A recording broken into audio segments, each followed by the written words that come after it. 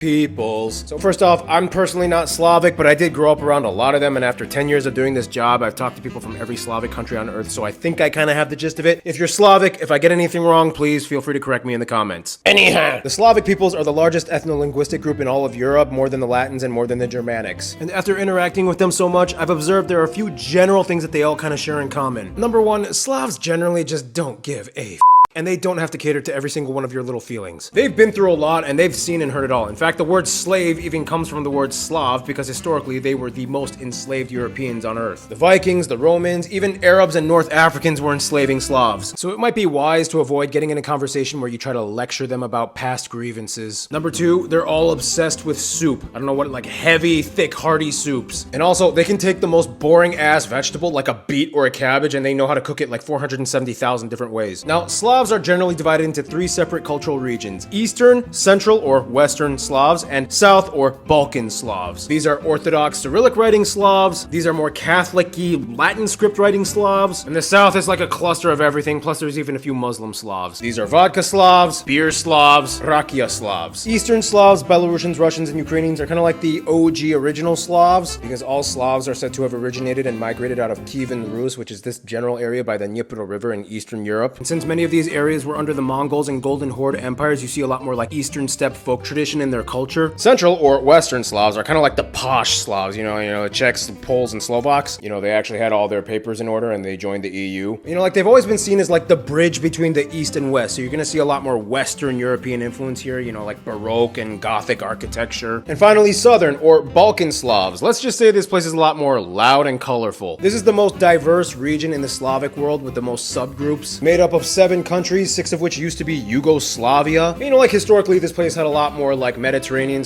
/ Greek / Ottoman influence, so you see that a lot in their cultures. You know, they eat like cevapi and baklava, they borrow a lot of words from Turkish and Greek. But yeah, from my general observations, that's kind of how the Slavic world is. If I get anything wrong, again, correct me in the comments, Slavic people, okay? Cool, cheers.